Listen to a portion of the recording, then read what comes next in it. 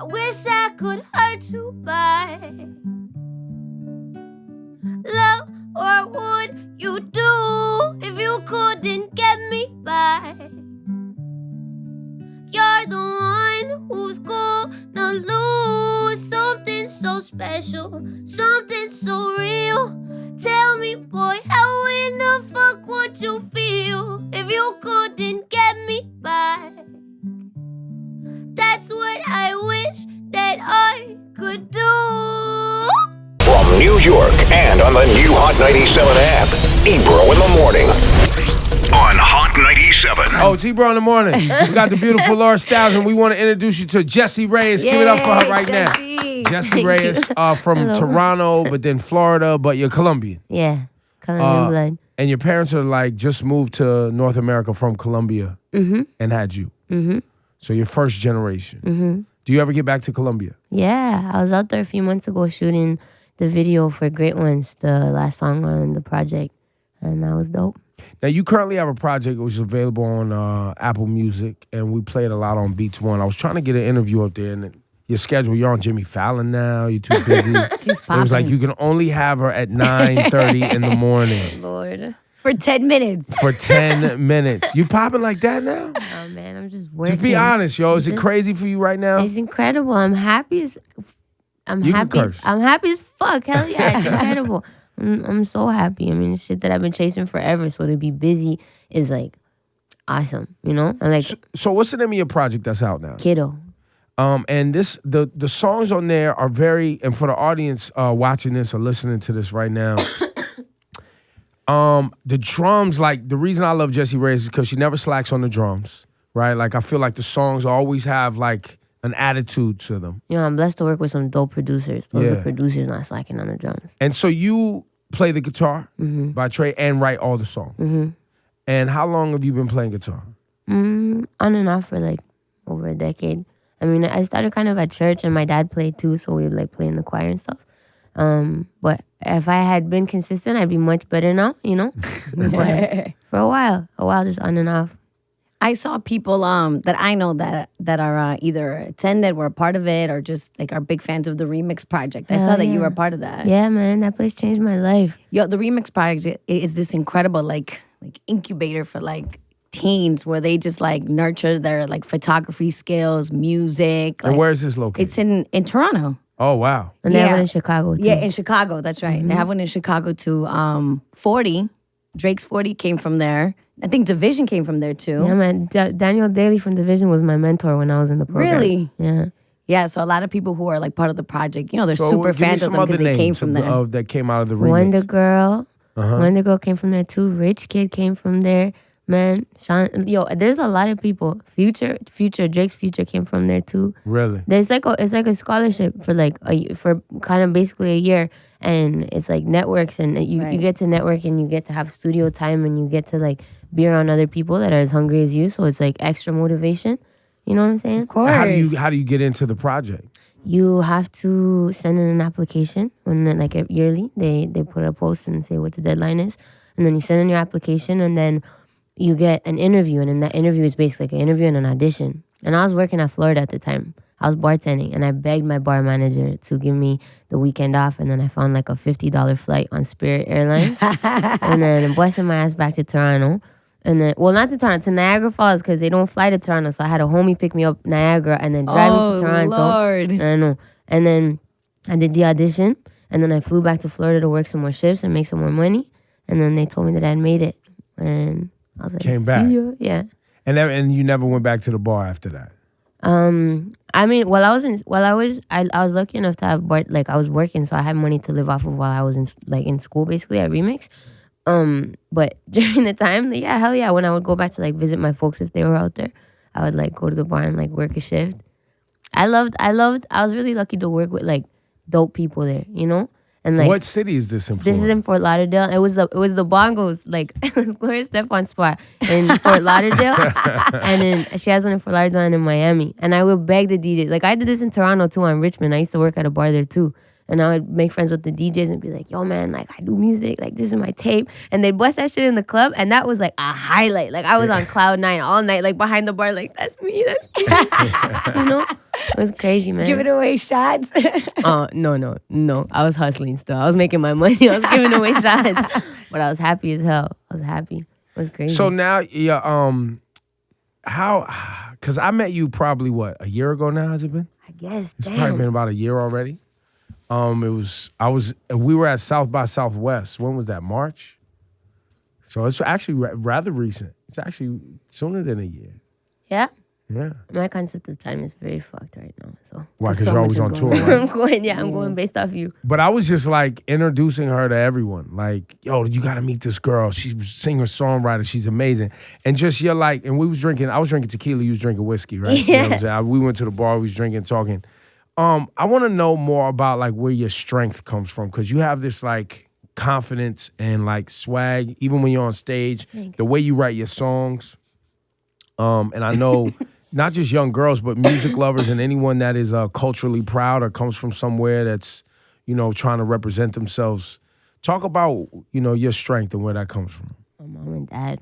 I owe a lot to my mom and dad. And like the kind of, I don't know, the shit that they valued while I was growing up and how hard they worked and how much they hustled and how much they kept, like, man, from where I'm from too, like the fact that in Toronto and in Canada is such a mosaic of races, it gives you the opportunity. And after moving around a little bit, racism still exists. That's not a fucking joke. But it's crazy to come from a city where you are almost given, it's like free reign to hold on to your roots. You know what I'm saying? Because everyone comes from everywhere. Like, it's just crazy. There's Toronto's so many people. really like that. Yeah. It's really like that. And so it's cool to be able to like hold on to that proudly and like wave your flag, but wave the Canadian flag too. And that's just what it is.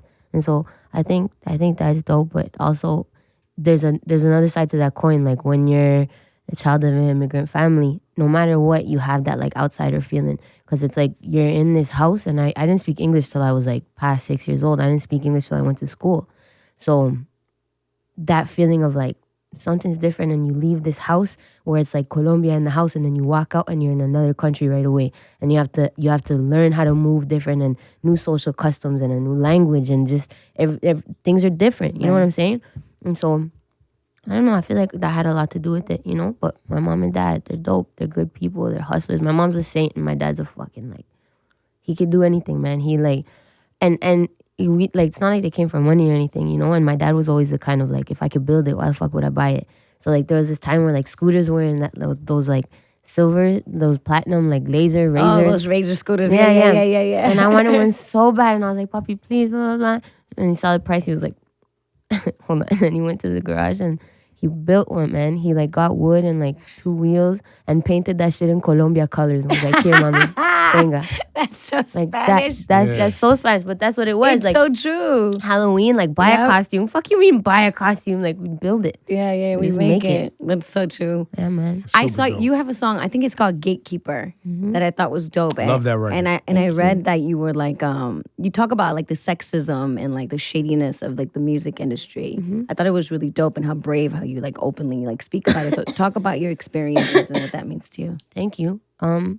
Anytime someone says that, I always feel funny because it was never intentionally meant to be brave. It was just me telling a story. Like every other song on the project is just me telling a story of something that happened to me. But sometimes I feel like women experience it all the time and they don't necessarily talk about it. Yeah, man. Thank you. I mean, I just don't want to take. I don't want to take credit for intentionally doing something or having something that was like, I don't know, greater than that or like pious because I didn't do it or anything like that. And that's why in the short film I specifically say, I'm like, it fucked me up because I thought about it. I thought about doing it. It's not like it was like a solid no and I was this like, I thought about doing it. I got in the car. I was like, shit, am I fucking up right now? How bad do I really want this dream? Why am I not down if all these girls are supposed to do it? And if this girl's telling me that this is what girls do to get in the industry, am I really that ambitious? Is this really what I want? Am I made out for this? Should I quit? Should I switch professions? Should I switch to hustle?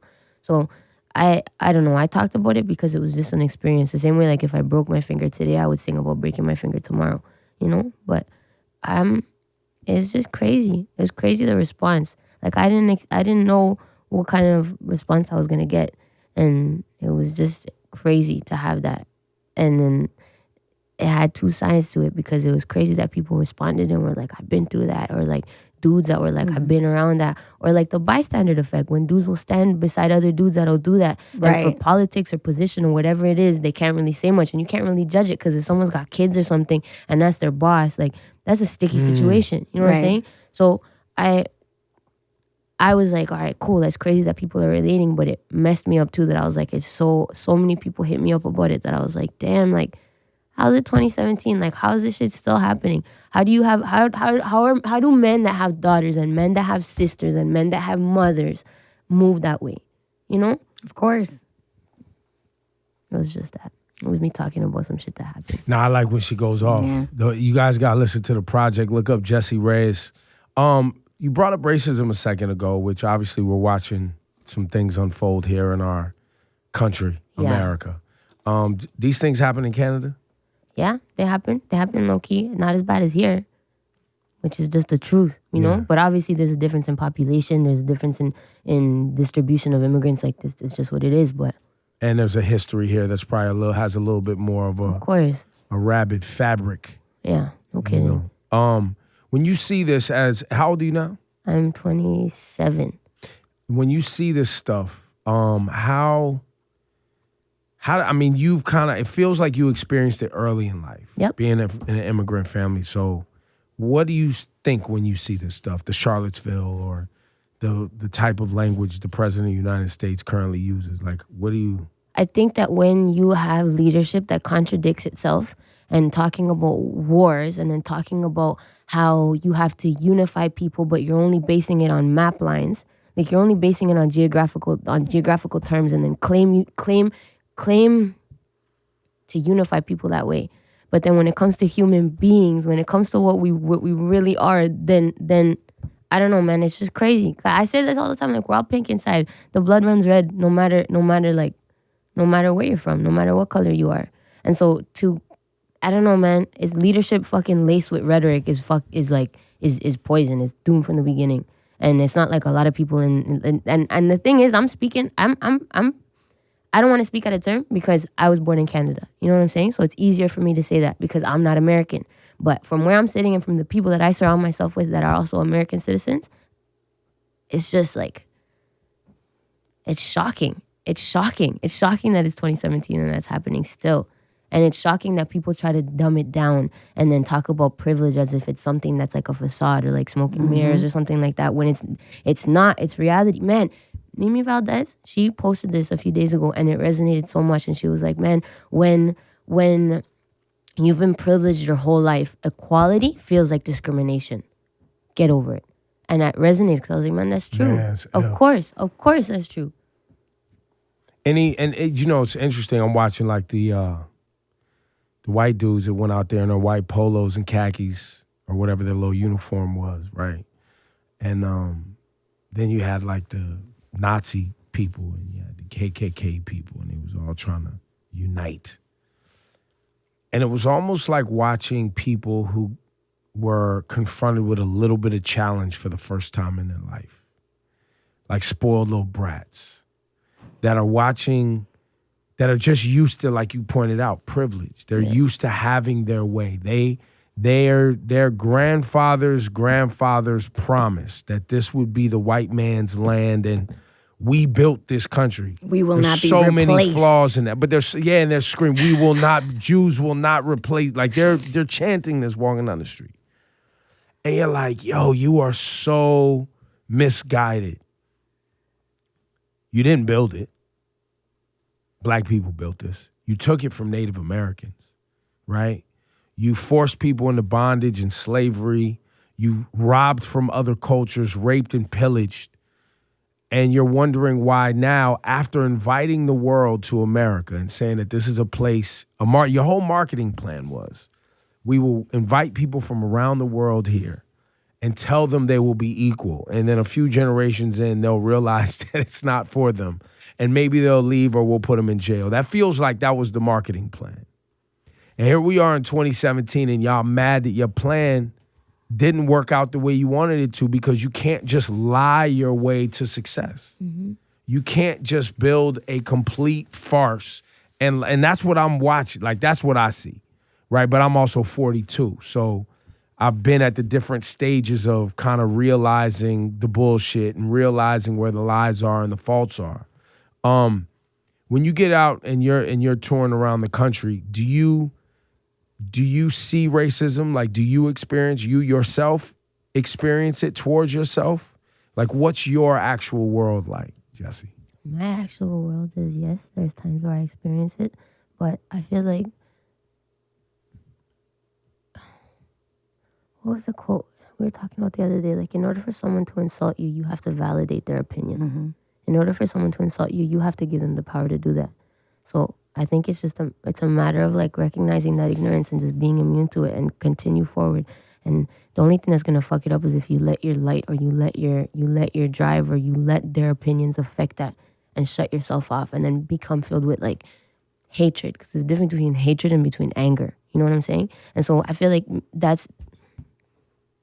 it's important to just maintain that and maintain that like ability to be unfazed by the ignorance and just continue to surround yourself with people that are positive and people that are willing to see equality and people that are willing to like speak up against it and speak up against it in a way that's not creating more hate, you know? Jessie Reyez, the remix project, obviously for kids out there, is that something that people could just jump into? Is that something I'm pretty sure if you Google it, you get more information. It's still going on, and it's on in Chicago. I forgot about Chicago. Yeah, man. King Louis one of the first people to like help me out, and he's from Chicago, and he was a mentor that came to speak at the remix project in Toronto. Yeah, it's very cool. Yeah, man. That's dope. That place changed my life. Wow. I owe a lot to that place. I would fucking bust ass. I would like hide in the rooms. If like we had to be out of there by 8, and I would like shut the shit off in my production room because I was trying to produce then. And then like trying is the operative word there. But I would shut everything off and just be quiet. And I would like shut the lights off and everything. And I would wait. And then Daniel from division would be like working in the other studio, in the main studio too. And as soon as I would hear that bass, I was like, all right, see, they're not going to hear me now. And I would turn my shit down and I would start working. And then like 2 hours later, when they would pause the shit and he would hear it, he would come over and be like, Jessie, what the fuck are you doing here still? But I was already there, so I would like, just say my piece and make my plead. And he'd be like, all right, fine. And then let me jam. And then I just put in hours, man. And it wasn't like it was just this year. I was steady handing out mixtapes. I was steady like not having money for it. So like wrapping my shit up in paper and writing my name on it and putting my phone number in. And it's just crazy. Have you gone back? Talking to you guys. Have you gone back? Have I gone back to the remix? Yeah. Hell yeah. I mean, I stay in contact with them a lot too. Like Gavin Shepard, he's one of the founders of it. That's the dude, man. He's even helped so much with like this. And it's Mad Rock Entertainment, my manager's production company, actually worked at the remix project too for a long time. That's where they operated from. I love that place. Especially for the kids who are watching this who are interested, there's amazing programs available to you. Look, she did it. Yeah. Awesome. You just gotta bust ass. You just gotta be about like just be about the extra hours, you know? Yeah. Be about the extra hours. Be about not letting the negativity phase you and be about taking chances and not being fearless. Even like I used to be so embarrassed to say that I didn't go to college. I used to be so embarrassed about that. And it wasn't till like late, like as of late, that I could like proudly say and be like, I decided that I didn't want to go to school because that's not what I wanted to do. And for me, it didn't make sense to go to school for music. And my mom was supporting that. And I was like, that seems like I don't want to go in debt. I don't want to pay that money for something that I can't guarantee when everyone says in this industry, it's who you know, it's how you move, it's all that stuff. So I didn't want to do it. And I remember being ashamed of it. I remember being like, fuck, man. And then it's not about a fucking degree. It's just about your hustle. It's about how bad you want it. It's about all that, man. It's about the extra hours. And you still invested in your craft, though. You took it serious enough to like look for programs. Hell yeah. I would look for programs. Like I said, man, I would do anything and everything. Like a lot of closet sessions. A lot of my homies that had like the studio built up in the closet. A lot of closet sessions. A fucking lot. And it was a waste to travel too, because at that time I was living in the West, so that was like a 2-hour bus ride that I would bust my ass and do it. You know, it's crazy. It's cool. So we getting hype, right? Yeah. Jessie, yo, let's play a song. What should we play? Figures. Let's do it. Make sure you pick up. When are you gonna drop your next project? When do you think another thing is happening? I don't know. You're not allowed to say. We do that popping now where it's like, I can't tell you. Gave me the smirk. Coming soon. That's what it means. That's what it means. I don't want to make any promises. I don't want to disappoint the fans. I'm working. I stay working. I never stop working. Are you collaborating with anybody on a new project? I mean, I really love the producers I work with. Like Tim Subi's an animal. Tim Subi's a beast. A lot of the producers, like all of the producers on the project, Priest and the Beast, Jahan Sweet, William Larson, Will Idap, and Tim Subi, they're animals. I was fortunate to be able to work with them. And I like when, I don't really like, I don't know, some people out there like date musical collaborators. You know what I'm saying? Like they just go in different rooms. But I like when I find something that works, I'm like, all right, you know?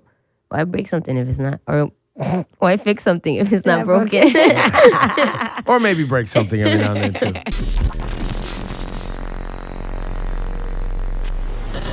Ladies and gentlemen, boys and girls, we have a treat. We have convinced a young lady by the name of Jessie Reyez to break out the guitar and give us a tune.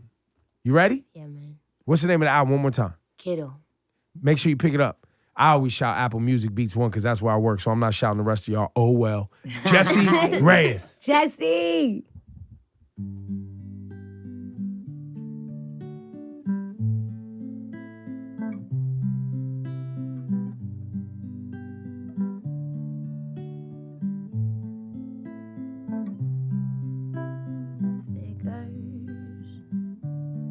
I gave you I to die, and you gave me games.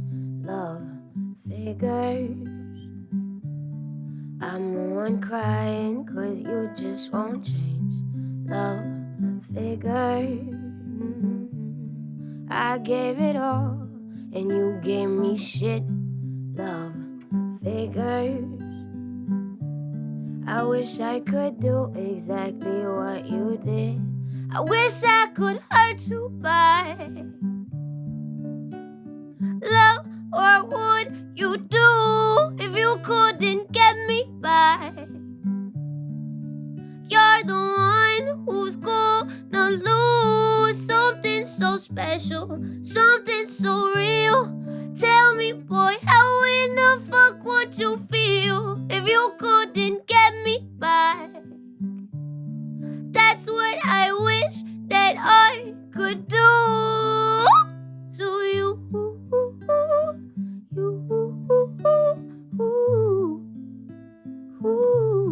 Love to you.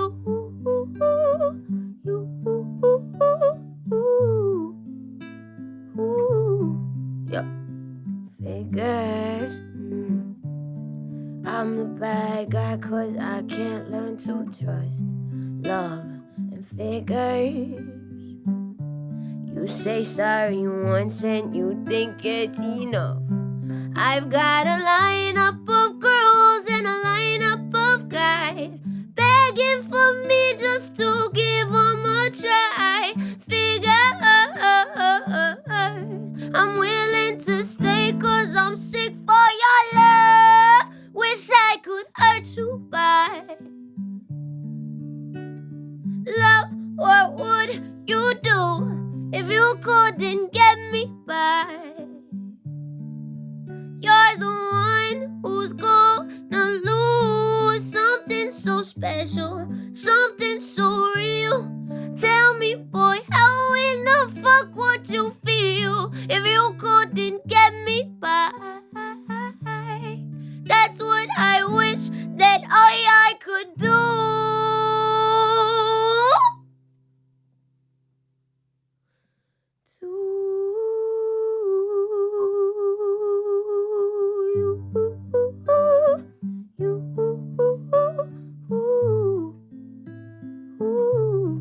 Love to you.